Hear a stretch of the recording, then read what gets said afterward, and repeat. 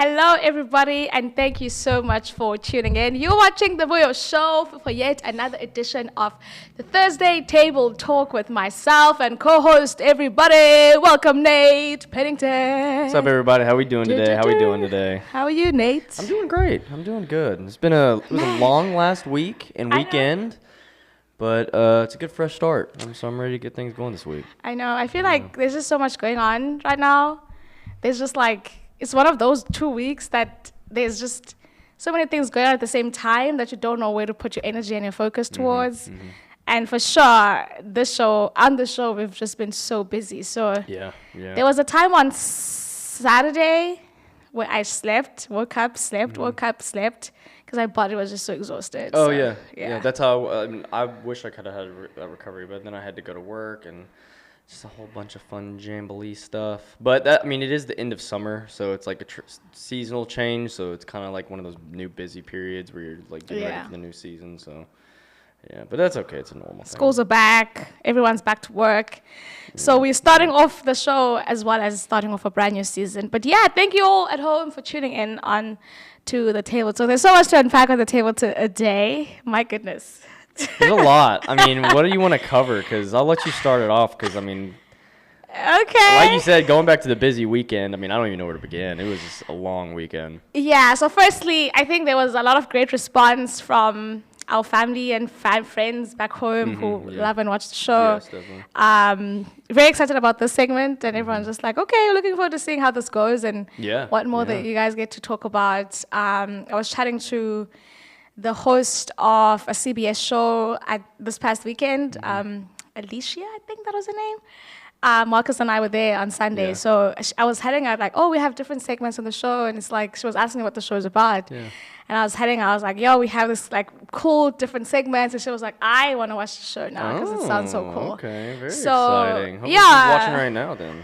No pressure. No pressure. But yeah, so everyone's kind of been very responsive towards the segment, the table talk segment. Someone else was like, are you guys sure you're not gonna get in trouble for calling it table talks? Because I'm sure we will. Probably. Because we really haven't really discussed that name. We were just like, there's a table and we're talking.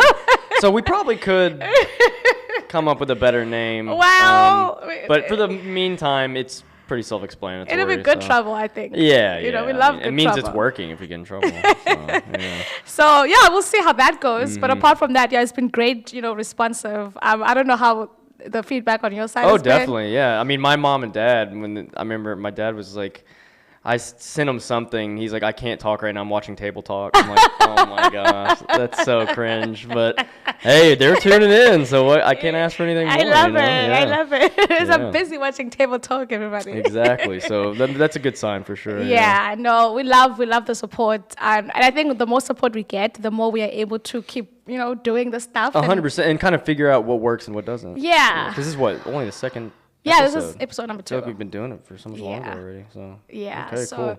That's what's been on my mind, as well as Fashion Week came by. This is my 3rd Fashion Week, so this time around just felt a bit different. Because there was a lot more of just like trying to get content for you guys at home. Interactive, yes. We were very much. It was my first, and I was nervous. You were nervous, really? I was. You look so calm. You and Marcus were like so calm. Oh my gosh, my insides were screaming. Because like I said, I've never been to New York Fashion Week. I've never been to any Fashion Week. Totally inexperienced, and especially like my role of like talking to people and kind of like introducing people to the show and networking. Like that's kind of fairly new to me. Yeah. Because like in Dallas, like I knew my people, and that was it. There wasn't much going out and meeting new people. So in New York, I've just experienced it. Like everybody just is more welcoming almost. Like when it comes to like business talk and like fashion. So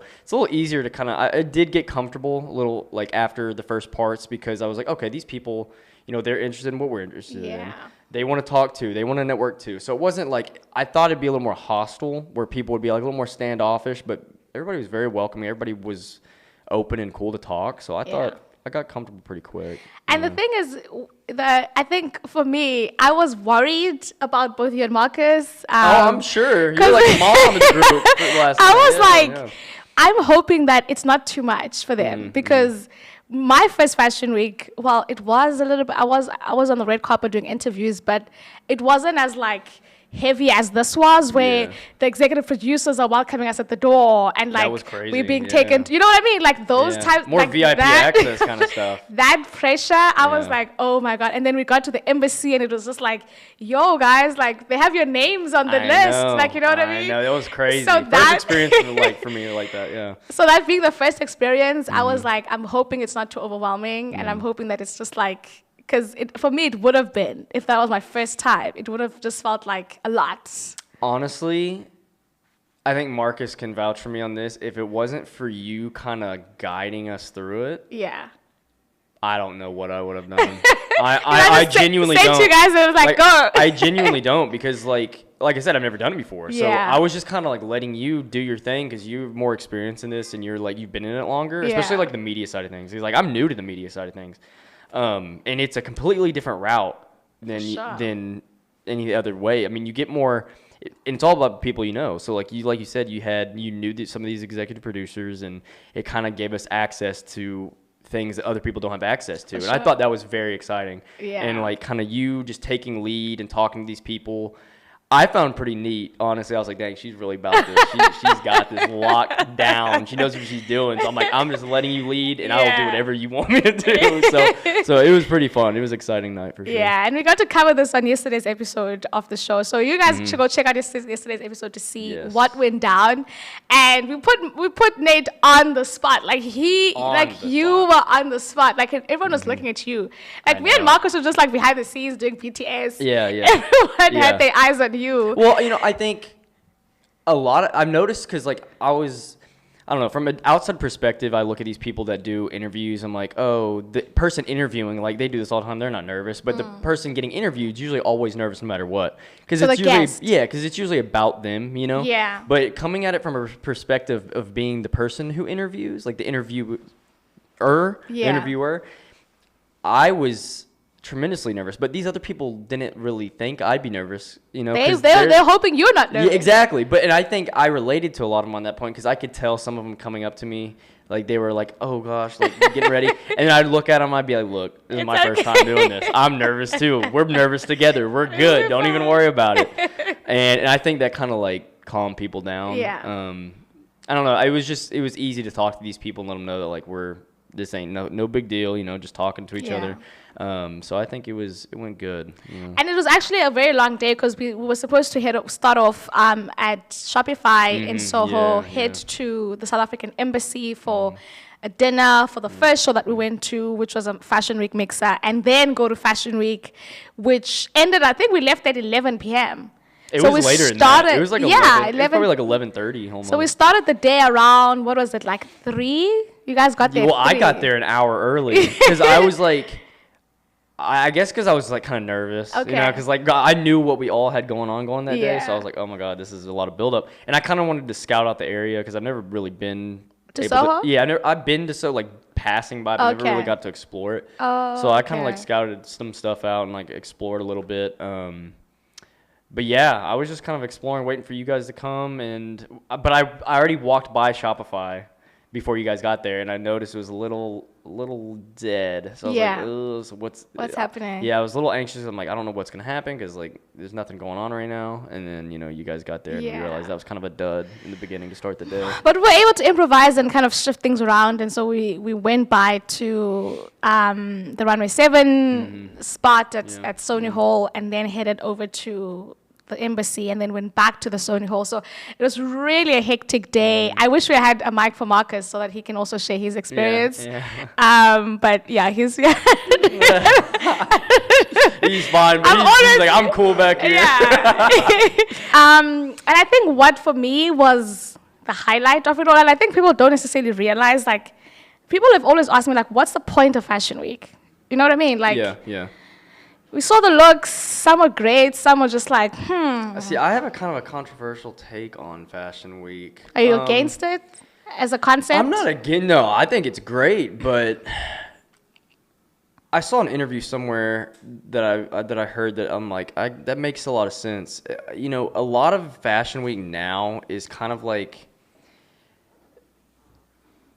I don't know the word I'm looking for. It seems like a lot of these big brands just try to invite influencers to get these like front section runway shows, and like it's all about like getting these influencers to kind of promote your stuff, and it's kind of taken away, I feel like, from the actual fashion. Yeah. And it's become this more of like this, oh, who can get who at what show. It's like, oh, I have Kendrick Lamar at your show, who do you got at your show? And it's almost like a competition more on who's at whose show than what fashion is better than what fashion. Does that make sense? You know, like, and I think that's true, because a lot of the times, like, what trends is not the clothes. Exactly. Like, it's who's there. Yeah, it's like, oh, Rihanna wore this at this fashion show, or Tiffany Haddish was walking. Yeah, did you see that? Yeah, I did. She walked it.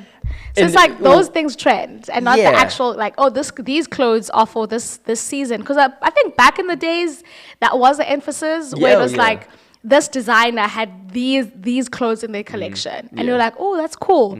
But now, I get what you're saying. I feel like the only people that actually care about the clothes in the fashion is like the actual designers. You know, now like you got the whole media. All you're focused on is the media of who, like I said, who's there, and just like some certain side of it that just doesn't seem like it's clicking to me. I don't know. I feel like it needs to be all about the clothes and not who's at what show. And a lot of shows are a little gimmicky. A lot of people try different, you know, experimental things with their runways and doing like certain performances in there instead of just having like a normal runway, which I mean, I think is a big hit or miss. It could be really cool and unique, or it can be kind of gimmicky and cheap.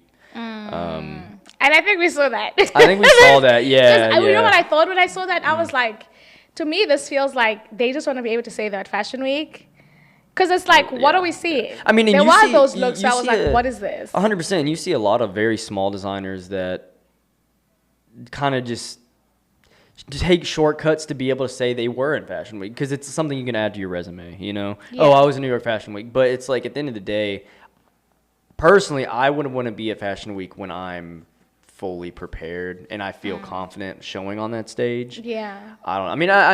I mean, that's an opinion. I mean, these people are probably very proud of their work, a lot of them, but I don't know. Like, especially the show we're talking about, like, it just seemed like very cookie cutter to a lot of things I see all the time. And I'm like, it's pretty It didn't feel like, you know how Fashion Week is always like the preempt of what's to come in the fashion world trends, for that season or for the upcoming season. So for spring, summer 2025 or for winter, autumn 2025.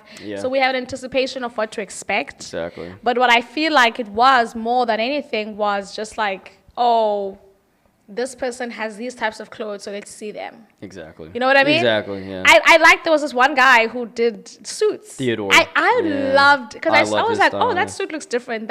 And then he had the coats over the, and like that for me felt like an actual runway show. Well, it was something that people would actually wear too. Because like you got to balance with these runway shows. It's like, I'm all about having like avant-garde, artsy, you know, looks. But there does have to be some sort of a balance between wearability and art. You know, because a lot of people, sometimes they go full art, like to the side of art where it's like, you know, it's very avant-garde to the point where like you can't wear it. But you got to also remember that fashion shows and runways are very, what's another word I'm looking for? Very showy, like a show. Yeah, it's more like if, for example, like a big fashion house, like say Dior's doing a show. They're going to have kind of like gimmicky stuff in there that's not really, that it's more for the show. But when they actually turn around and sell the product, that gimmicky aspect they've taken out, you know? Sure. It's like there's certain aspects that like they just throw in there for the show, for the flair. But when they actually sell the product, it's actually like wearable. Yeah. So, I always, when I see those, those like very like gimmicky stuff, like very, very unwearable things. I'm always thinking maybe the designer just wants to trend. Like I've seen people like with like weird like burger stuff, or like shoes that look funny, or like. I mean, at the end of the day, it's always about like who the designer is and how they want to portray their. And it's also like they try to show like what they're capable of from a technical standpoint. Yeah. So a lot of things that isn't wearable and very avant-garde or haute couture, like they want to show certain techniques that are impressive in itself. Like, okay, I'm able to do this as a designer. Okay. Like, just it's almost like a show off, like to show what their techniques are, like they're capable of. Even if it's not like a wearable thing, they want to show like who like their capabilities and like how well they are at their craft. Yeah. So there's like a weird balance between these shows that like it's between art, wearability, creativity, technical ability, who I am as a designer, trying to like show what their brand represents, sustainability. I mean, there's just so many different ways you can go about it, which makes it exciting, but all it matters is like how people perceive it. Yeah. And how well it works to their advantage. If it works, because some people it hurts their brand, some people it brings their brand up. So it's a very hit or miss kind of thing, I feel like. And I trust your opinion because you're a designer. So I would kind of like take that and have that as what we take away from this conversation. I felt like our friends, we love our friends at Runway 7. Like Yes. At this point, they're our family. Runway 7, yeah. And they don't make the clothes. So it's like the production was stellar. I mean, it's impressive. It looked amazing. It's so impressive for how much work they put in. They put in, for sure. So on their side, I always clap hands for them. I'm like, you guys are amazing because of what this looks amazing. But there were some designers who I felt like this is too wearable. It's like, come on, like what design went to this? Do you know what I mean? Especially like when you have one come out and then the next one came out looking pretty much the same, and then the next one came out, and you're like, okay, I know where this is going. This is just like cookie cutter, and some of them, I know the models probably, you know, I'm not trying to throw shade, but God, some of them took 10 minutes to get down the runway and back for one look. I'm like, what is going on? There was this one model she took. I think I know what you're talking about. I think it was because she was struggling. She could walk. She was wearing the black dress. Yes, she was inching, and she kept trying to make it look like she was like showing off. But I think it's just because she couldn't walk in the dress. I wanted to laugh, but I couldn't. I was like, girl, get I know. Everybody's like, all right, it's been 6 minutes. I know. One look is coming down. She came back and she had her shoes on. No shoes on. And she was late coming back, too. Because remember, she was late because everybody came out at once and she just kind of like ran out there because she was struggling. She had to cut the thing off of her. Oh my God. I wanted to laugh in that moment, but I couldn't. So now I'm laughing twice as much. I was laughing the whole time. I was like, I was actually more shocked. I'm like, what is going on? What is going on right now? She walked like she was like, I don't know. And then she stopped and posed. Yeah. And then walked. And then I was like, damn, I'm sure the designer's like, hey, girl, you got to go. Because backstage, like, I've been backstage for a runway show. And it is, I mean, you got to be on your time, game. The dresser's got to be ready. The production's got to be ready. I mean, you got to be ready to go, and it's stressful back there. So I could not imagine. She was probably getting the blunt end of it, that's for sure. But I think yeah, there was a little bit of creativity, I guess, in that designer's like. Yeah, I mean, definitely, and just like the time it takes to make those kind of garments. Yeah. I mean, that's a lot of work. So respect there, but not my cup of tea. Yeah. Not my cup of tea. I want, and someone has said to me before that like it costs so much money to showcase, and I think maybe that's why some of the designers are not able to showcase like something all grandier because it's like I've already kind of come all this way and I need to maybe cover them. I don't know how it works from a financial standpoint, but I can only imagine that it must be an investment that you make. Oh yeah, I mean, it also depends, like, because we saw. Well, how much we saw 6 different brands, something like around there. I mean, each brand had a different amount of looks. Some had a few, some had a lot. Some were more grand, some were more toned down. But, you know, like there was one brand that was more toned down, but it followed the brand's aesthetic. So I'm like, okay, that works because that's who they're putting themselves out to be. The second one. Yeah. The second brand. Yeah. So I'm like, that's who they're claiming to be, so they're proving it. So, like, there's not, I mean, you're hitting your mark because that's what you're going for. But when you're, like, promoting yourself as a certain brand and then, like, you're not following that aesthetic that you're supposed to be following, then it's like I lose translation. But there was this one designer. Marcus was like, the graphics are wrong. Remember that? The graphics are wrong? So there was this one designer who had like this like spaceship graphics on the background, and then it switched to like a nurse holding a baby, and then it switched to like. Oh my God! No, I know. And then Marcus was like, "Did they make the graphics wrong?" I know whose that was. It was because then it was like a nurse holding a baby, and then it was like, oh my God, I feel so bad making fun of this right now. We're not. No, it's so bad. It's just because like it's just not what I would do, you know. And then it was actually not a mistake because they did it like three more times. Because then they went to like Jackie Kennedy, and then like they went to like.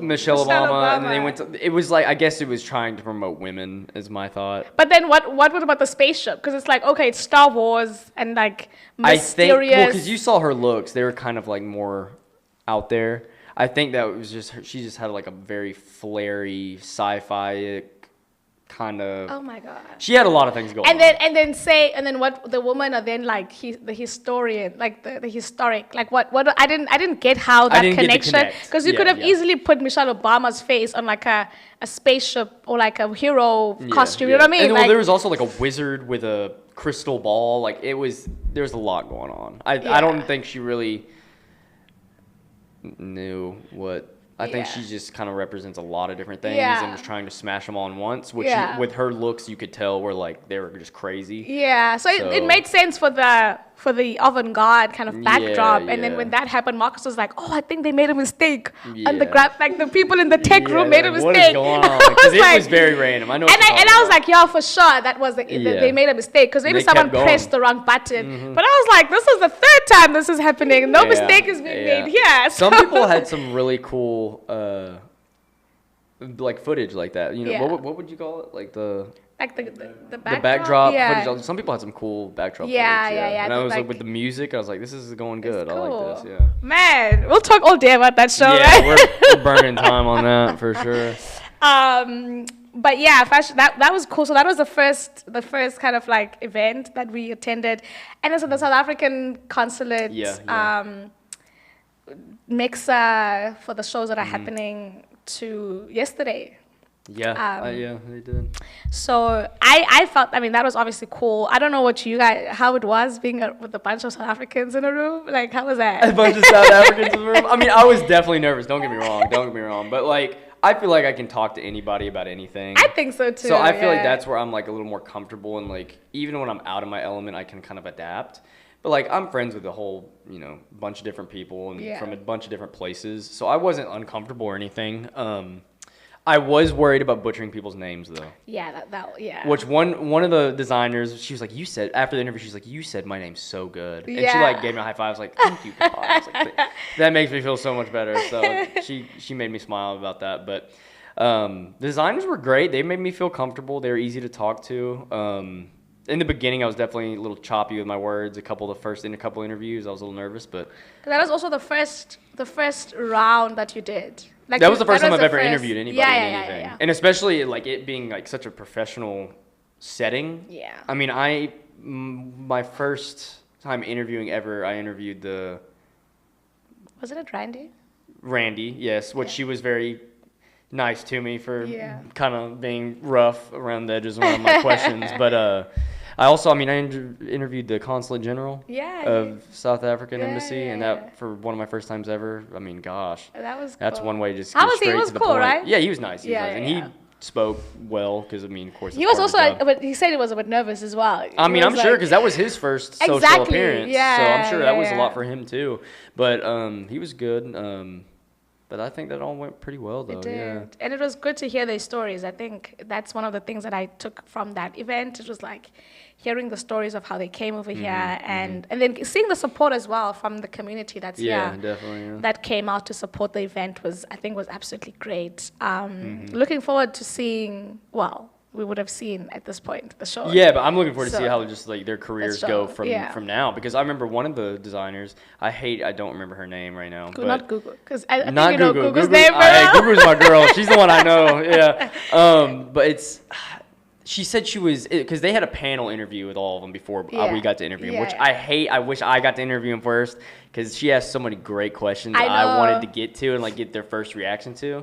But that they did a great job with those and great job with those questions. But one of the designers said she's also a farmer. Oh yeah. And she's been designing for 10 years and never had her work shown. And she was in the middle of working in the fields farming when she got the call to be there. And I was like, that's like, I would have just loved to have been in that moment, like seeing how her reaction was. Yeah, when it happened. Yeah, working hard in the fields, like tending to your crops and everything she does, and then just getting a call like, hey, you're New York Fashion Week. Yay. I mean, like that's the true dream right there. Yeah. So I thought that was amazing. So shout out to I think the embassy as well for spotlighting them and highlight, and then Jaguar as well. Who are the main people. Nice. Yeah, the main sponsors of the Give Her a Crown campaign, which empowers women. Particularly in the fashion and entertainment space. Looking forward to their careers kind of skyrocketing, and hopefully New York will be very receptive of their work. I think so. I mean, I think the way things are going, they want as much new talent as they can get, new faces, especially from around the world, globally, and other countries and all that. Because I think they're kind of realizing that there's so much talent everywhere, and that there's a lot of people that just haven't had that chance to really show what they're capable of. So I think they're going to be more welcome to that in the future.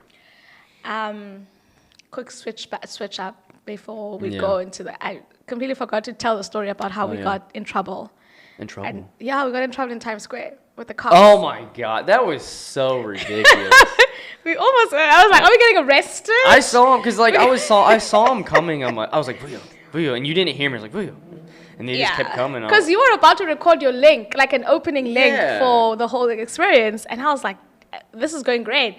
And Marcus and I were fixing the ISO to make sure that you look good. We were trying to, and I think if we didn't try and put the light on, we would have just winged been able to do it and go. Been done, but yeah. But we were trying to make sure that we were good and all set. I think when they started seeing us taking out lights and tripods, and I had the mic with the brand on it, and then the cops just came by and they were like, "What are you guys doing? Do you have a permit for what you?" I was like, they were being smart with us, and I was like, "Bro, just tell us. If you can't be here, just tell us. Like, stop asking these dumb questions." I mean, it was so. I was like, my heart stopped for a first. If any of you watching know what Times Square is like, it's about as gimmicky and like you have photographers everywhere trying to take pictures of you without your permission and then ask for money, which they were all around us when we were there. And then we have people dressed as Mickey Mouse and Minnie Mouse walk around trying to get money from you and trying to scam money out of you. And we're sitting there innocently, just three people and one camera. Yeah. And trying to get a little scene. And we pull out a tripod, and the cops come to us out of all of them around us. And they're like, you can't be here with your tripod. We need a permit. And then we had one guy actually over there screaming. He's like, free speech. Like, you can do what you don't listen to them. Oh, that's someone who said that? Yeah. He was like, dude, let them do what they want. He's like, look around. They're everywhere. So I was like. I didn't hear that. I didn't hear that part. All right, respect. Appreciate it, guy. Man. But yeah, I thought that was crazy.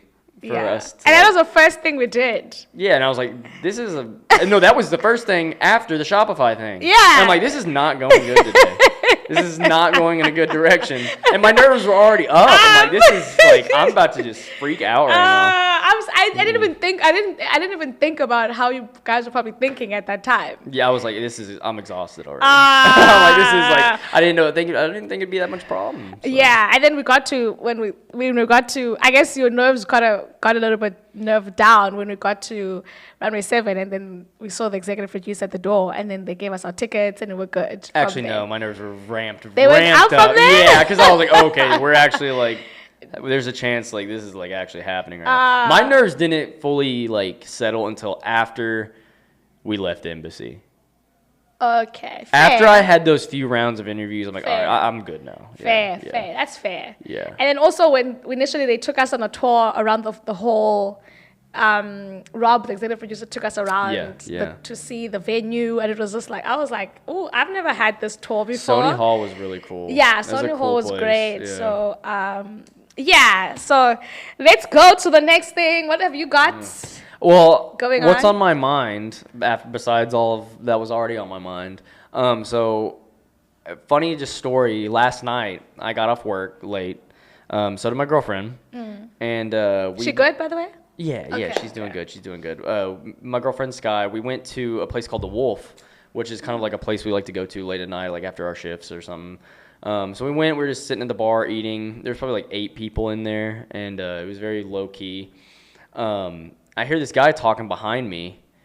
This other guy next to us was talking to this guy behind me. He's like, oh, like, cause he said it seemed like he knew him from somewhere. And the guy was kind of like blew him off. He's like, oh, no, that's not, I'm just nobody.